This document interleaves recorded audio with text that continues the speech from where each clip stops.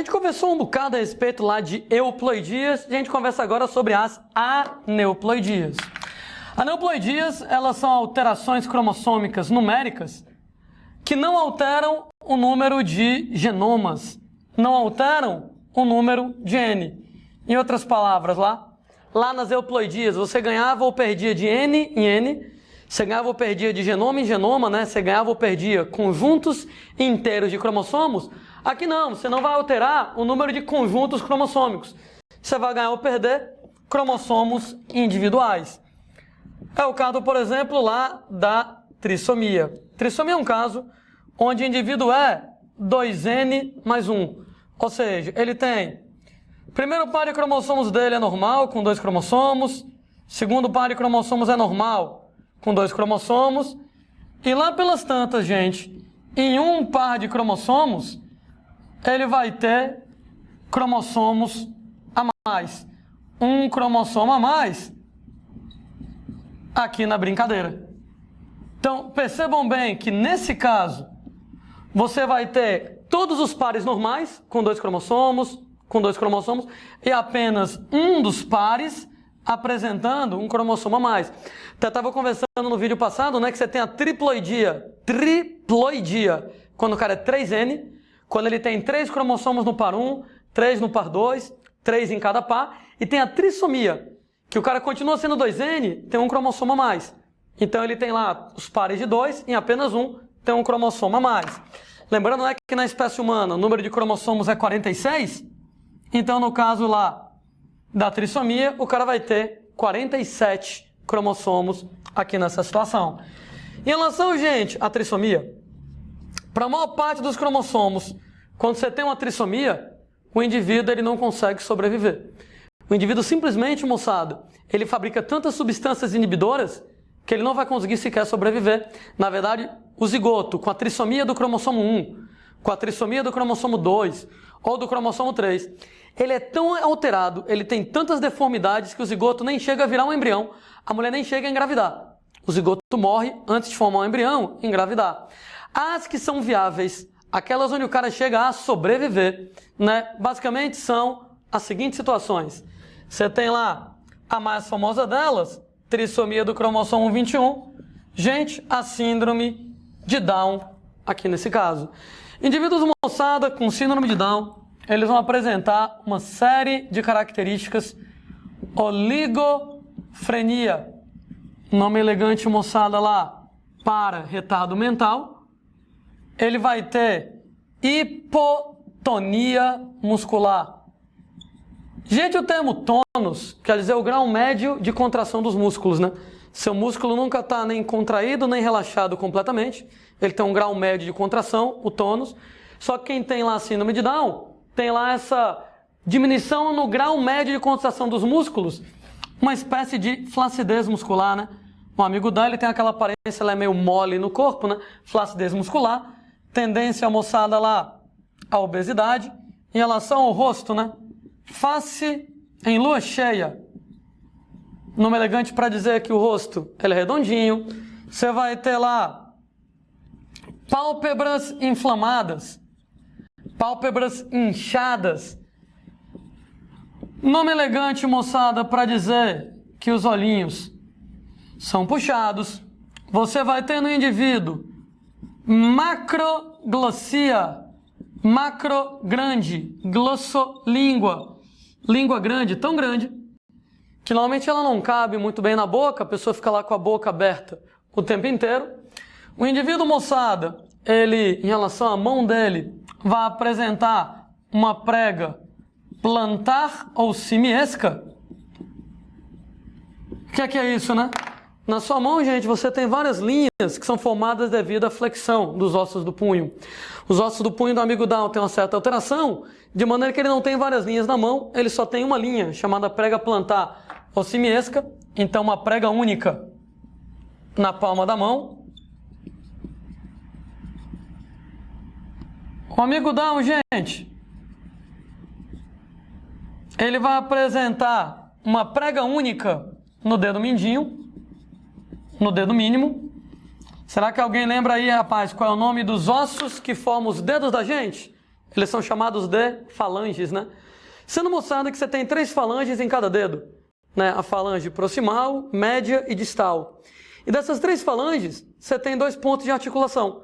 O amigo Down só tem 2 falanges no dedo mindinho e com isso só tem um ponto de articulação, uma prega única no dedo mínimo, né? Pessoal, do Eu Só Quero Enem, o resto do mundo se exploda. Claro que a prova não vai querer que você saiba de qual é isso aqui. Vestibulares tradicionais, especialmente os mais maluquinhos, quer que você tenha pelo menos uma noção das características. Agora, isso aqui é importante até para o pessoal do Eu Só Quero Enem. Síndrome de Down, ela pode acontecer em homens ou em mulheres. A propósito, né, gente? No caso do meu exemplo, homem ou mulher? Para saber se é homem ou mulher, eu vou para o último par de cromossomos, tem um grande e um pequeno. Se é um grande e um pequeno, 2 diferentes, X e Y, homem, né? Se fosse mulher, seriam 2 iguais, né? XX, mulher. Lembrando que o próprio cromossomo Y tem a forma de uma letra X também, você vai se basear pelo tamanho e não pela forma do cromossomo. E indivíduos com síndrome de Down, eles são férteis. Ora, moçada, eles podem ter filhos sim. Ora, Landinho, como é que seria a fertilidade do amigo com síndrome de Down? Qual é a probabilidade de alguém que tem síndrome de Down ter um filho com síndrome de Down? Ora, indivíduos que não têm Down, que têm 46 cromossomos, quando eles fazem a meiose divide o número de cromossomos por 2, né, gente? Então, nesse caso, vai ficar 23 e 23. Mas o amigo Down, que tem 47 cromossomos, quando ele fizer a meiose dele, ele vai produzir células sexuais de 23 e células sexuais de 24 cromossomos. Isso quer dizer que a pessoa normal de 23, se o amigo Down mandar o gameta de 23, 23 mais 23, 46 cromossomos, e o filho será normal. O indivíduo normal vai mandar obrigatoriamente 23 cromossomos. Se o amigo Down mandar o de 24, vai ficar, nesse caso aqui, 47 cromossomos e o filho vai ser Down. Pode notar que a probabilidade de mandar o de 23 e o de 24, cada um é 50%. Isso quer dizer que para o amigo Down, 50% de chances dele ter um filho que não é Down e 50% de chances dele ter um filho que é Down. Eu sei que hoje em dia, cada vez mais, né, moçada, a inclusão social da galera que tem síndrome de Down, mas não é muito aconselhável que pessoas Down tenham filhos. E Landinho, preconceito? Não, gente.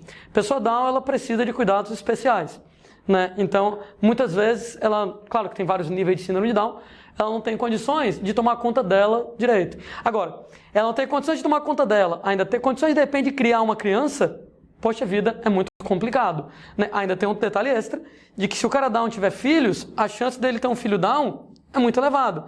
Então, é fortemente aconselhado que pessoas Down não tenham filhos, né? Primeiro, devido ao alto risco do filho ser Down, e segundo, que já é difícil uma pessoa que não tem Down criar uma criança, né, nesse mundo cão da gente.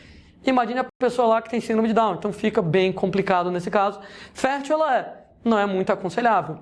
Pessoas com síndrome de Down, eu estava comentando que elas têm flacidez muscular. E aí, nesse caso, moçada, né, elas têm flacidez também no coração.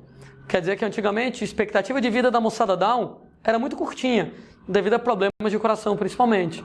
Entretanto, hoje em dia, avanços na medicina, a gente entende melhor como é que a síndrome de Down vai funcionar. E o resultado é que a expectativa de vida das pessoas Down está aumentando cada vez mais. Uma das coisas muito importantes para a moçada Down é praticar exercícios físicos, né? Exatamente para tentar compensar um pouquinho essa flacidez da musculatura, inclusive em termos de coração, para poder fortalecer o coração e evitar esse quadro de insuficiência cardíaca. Então é cada vez mais comum você ver lá a galera Down em academia, né, caminhando, etc e tal, e isso é extremamente importante lá, inclusive não apenas para socialização, etc e tal, mas para a fisiologia do corpo da pessoa com síndrome de Down. Eu lembro para vocês uma outra história, né? A gente pode representar o cariótipo de maneira numérica, né? Quando a gente fala lá em representação numérica do cariótipo, tem duas maneiras, moçada, de você fazer essa representação numérica do cariótipo. Ou você escreve assim, 46, o número total de cromossomos do indivíduo, XY para dizer que é um homem, ou 46,XX para dizer que é uma mulher, certo? Sendo mostrado que isso aqui é uma maneira de você chegar a escrever. Só organizando um pouquinho melhor aqui, né? Isso aqui é uma maneira de você escrever. Tem outra. Ao invés de você escrever 46, número total de cromossomos, vírgula XY, para dizer que é um homem, você pode escrever 44A, 44 autossomos, que são os cromossomos não sexuais, mais XY, no caso das mulheres, 44 autossomos mais XX. Então você escreve o número total de cromossomos, vírgula, os cromossomos sexuais, ou você escreve o número de autossomos mais os cromossomos sexuais. Então isso aqui, né, gente? Homem normal, mulher normal. Como é que seria, por exemplo, um homem com síndrome de Down? Um homem com síndrome de Down, o número total de cromossomos dele é 47, né? Porque o homem Down ele vai ter 46 cromossomos mais 1, 47 cromossomos. Se for homem, XY, entre parênteses, mais 21, para dizer que o cromossomo a mais que ele tem é o de número 21.